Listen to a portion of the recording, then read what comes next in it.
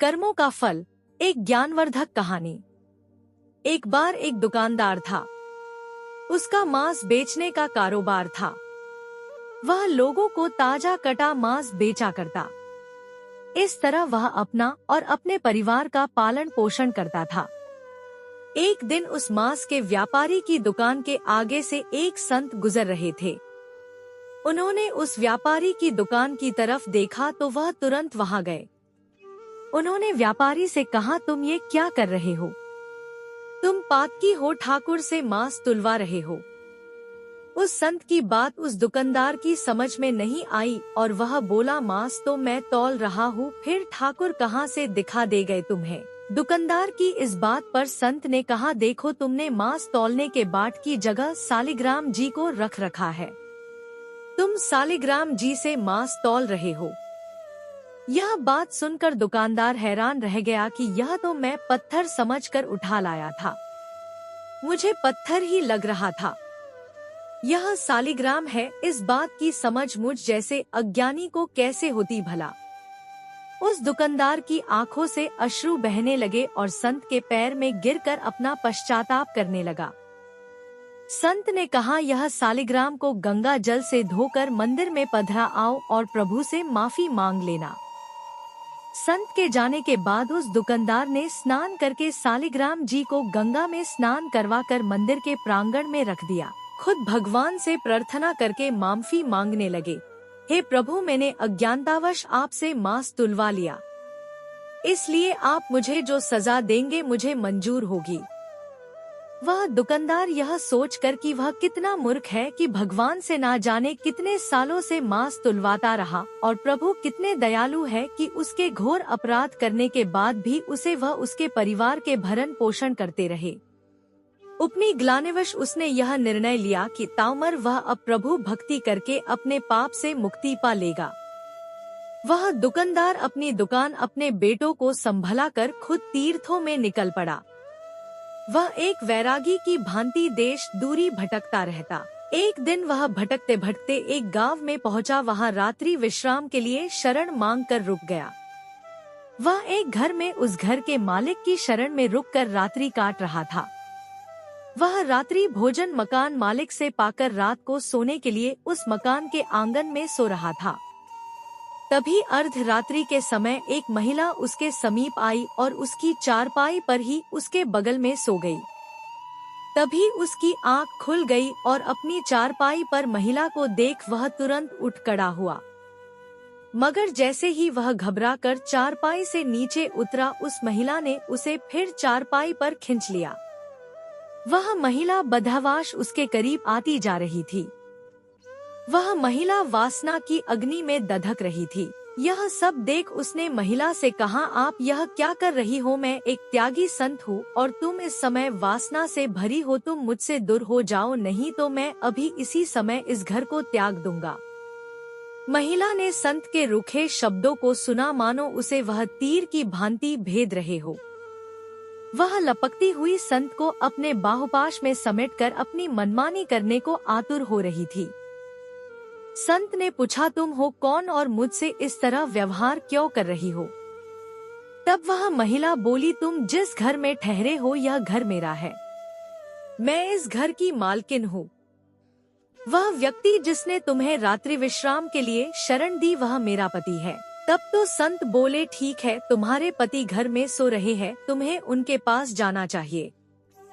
तब वह महिला बोली, तुम जब मेरे घर पर शरण के लिए आए थे तब मैंने तुम्हें देखा था।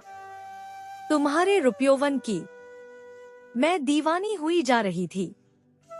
तुम्हें पाने की लालसा में मैंने यह बीते कुछ पल बहुत मुश्किल से गुजारे। अब तुम्हारा सामीप्य मिल गया तो भला तुम्हें अपने से अलग क्यों करूं?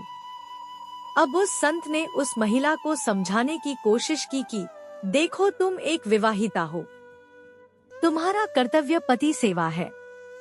ऐसे में तुम मुझ जैसे वैरागी को पाना चाहती हो, यहाँ तुम्हें शरण नहीं मिल सकती। तुम्हारी जगह अपने पति के पास है, जाओ, लौट जाओ अपने पति के पास। वह महिला कुछ सुनने को तैयार ना थी। तब वह बोली, अच्छा तो मेरे और तुम्हारे बीच मेरा पति आ रहा है। अगर मेरा पति ना हो तो तुम मुझे अपना लेते। वह तुरंत घर के भीतर गई। उस महिला ने घर पर रखी पति की तलवार को निकाला और उस तलवार से पति पर वार कर दिया। उसका पति वहीं मर गया। वह खून से भरी तलवार ले जाकर उस संत को दिखाते हुए बोली, लो, मैंने तुम्हारे और मेरे बीच खड़ी पति रूपी दीवार नष्ट कर दी। मैंने पति का गला काट डाला, अब वह कभी हम दोनों के बीच में नहीं आ सकेगा। बेचारा वह संत, दुकानदार यह सब देख वहां से भागने लगे। बहुत कोशिश के बाद भी संत वहां ना रुके तो उस महिला ने उस तलवार से खुद पर वार किया और सदैव के लिए खत्म हो गई। संत जैसे तैसे वहां से निकलकर भागे, बहुत दुखी रहने लगे। उनका दुखी चेहरा देख एक संत ने उन्हें कहा, लगता है तुम बहुत दुखी हो, क्या बात है जो तुम्हें परेशान कर रही है? हम संतों को अपने दुख से नहीं दूसरों के दुख से दुखी होते हैं। तुम्हारे साथ कौन सा दुख है? तब उस संत ने वह सारी घटना उन संत को सुनाई। संत ने उस संत की बातों को सुनकर ध्यान लगाया तो उनका इस सारी घटना का सार समझ आ गया।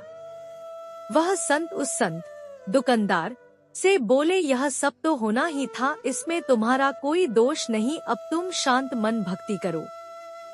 तब वह संत, दुकानदार बोले कि यह सब होना ही था, इसका क्या मतलब? तब वह संत हंसते हुए बोले, तुम मेरे पास बैठो, मैं तुम्हें सब बताता हूँ। उन संत ने उस संत, दुकानदार से कहा, यह सब पिछले जन्म का कर्जा था जो उस महिला ने ले लिया। संत, दुकानदार बोले, कैसा बदला? अब संत उन्हें बताने लगे, पूर्व जन्म में तुम प्रभु भक्ति के लिए घर बार छोड़कर सूने स्थान में रहते हुए भक्ति करते थे। एक दिन जब तुम ध्यान मग्न होकर प्रभु भक्ति कर रहे थे, तभी वहां से एक गाय भागते हुई आई। तुमने गाय को देखा, चुप रहे। गाय को एक कसाई पकड़ना चाहता था। गाय उस कसाई से बचती हुई भागती हुई वहां आई थी। गाय तुमसे अपने बचाव की उम्मीद से देखने लगी, मगर तुमने भक्तिवश उस पर ध्यान नहीं दिया तो वह डरती हुई कहीं और जाकर अपना बचाव करना चाहती थी। वह वहां से चली गई। तभी उसके पीछे पीछे भागता वह कसाई तुम्हारे सामने हाथ में तलवार लिए आया। तुम जिस स्थान पर बैठे थे वह ठीक चौराहे पर बना हुआ था। वहां से 4 मार्ग निकलते थे, इसलिए कसाई वहां रुका। उसे समझ नहीं आ रहा था कि वह गाय कहाँ गई। चारों तरफ नजर दौड़ाकर वह कसाई तुम्हारे पास आया और तुमसे उस गाय के बारे में पूछा कि तुमने किसी गाय को यहाँ से भागते हुए देखा है। तुमने उस कसाई की तरफ देखे बिना बंद आँखों से ही उस रास्ते की तरफ हाथ कर दिया जहाँ वह गाय भाग कर गई थी। वह कसाई तुम्हारे इशारे को देख उसी रास्ते पर चला गया जहाँ वह गाय भागती हुई गई थी, और उस गाय को कसाई ने अपनी तलवार से मार दिया था। अब वह संत, दुकानदार हैरान होकर उन संत से बोले, उस गाय व कसाई से मेरी इस घटना का क्या वास्ता? संत हंसते हुए बोले, हाँ, उस घटना से ही तुम्हारी इस घटना का संबंध है।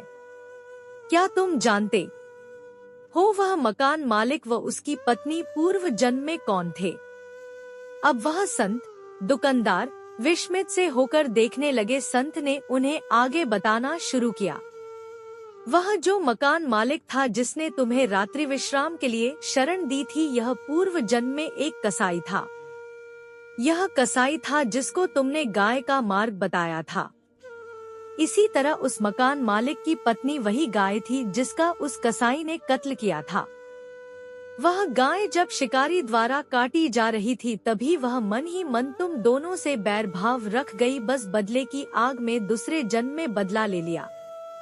उसने उस कसाई जो उसका इस जन्म में पति था उसी तरह तलवार से मार दिया जैसे उस कसाई ने गाय के तलवार से काटा था। तुमने कसाई को उसका गाय मार्ग बताया, इसलिए वह तुमसे इस तरह व्यवहार कर रही थी।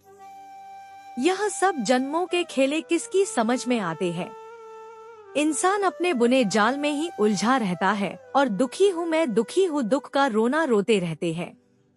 दुख सुख हमारे अपने पूर्व के जन्मों में बोए गए बीज है जो इस जन्म में आकर काटते हैं। रे मन अधीर ना होना, दुख सदा रहाना, सुख सदा रहेगा, दुख के बाद ही तो सुख आता है और सुख के पीछे दुख भी छुप कर बैठा होता है, जो हमें अंगकारवश नजर नहीं आता। ना दुख में मुरझाना बाबरे, ना सुख में मतवाला बनना, सब नियति के हाथ है। सुख दुख मौसम है, आते जाते रहते हैं। मन के माने हार है, मन के माने जीत। इसलिए अपने को सदैव इस तरह रखो कि सुख दुख की इस श्रृंखला का आप पर प्रभाव ना पड़े। मुझे भगवान की लीलाओं कथाओं को पढ़ने लिखने में रुचि है। भारतीय संस्कारों, रीति रिवाज, परंपराओं को समझना व उनको मानना मेरे जीवन का आधार स्तंभ है। मुझे प्रकृति से बहुत लगाव है। प्रकृति ने जो हमें प्रदान किया है, उन सुरम्य स्थलों का भ्रमण करना, उन्हें जानना बेहद खुशगवारा लगता है। मैं मानव धर्म में विश्वास करती हूँ कि संसार के सभी प्राणी उस विधाता की देन है। सबसे प्रेम करना, सबको सुखी और खुश व तंदुरुस्त देखना चाहती हूँ। मेरी नजर में कोई बुरा या भला नहीं होता। भले बुरे तो इंसान के कर्म होते हैं। भगवान के सभी रूपों को समझना, उनके आदर्शों के अनुसार चलना पसंद है। मैं यह चाहती हूँ कि मैंने जो ज्ञान अर्जन किया है उसका दूसरों को भी लाभ मिल सके। इसी परोपकार की भावना से इस वेबसाइट का निर्माण किया है। मुझे भी नए नए ज्ञान की जानकारी की जरूरत पड़ती है, इसके लिए प्रयत्नशील रहती हूँ। जब भी कहीं से कुछ ज्ञान मिल जाए उसे स्वीकार कर लेना पसंद है। जय श्री कृष्ण। दोस्तों, अगर हमारी वीडियो अच्छी लगी हो तो वीडियो को लाइक शेयर जरूर करना और दोस्तों साथ ही साथ अगर चैनल पर नए हो तो चैनल को सब्सक्राइब जरूर कर लेना और साथ ही साथ बेल आइकन जरूर प्रेस कर दें, ताकि हमारी जो अगली वीडियो आएगी उसका नोटिफिकेशन आपको मिलता रहेगा। धन्यवाद। जय हिंद, जय भारत।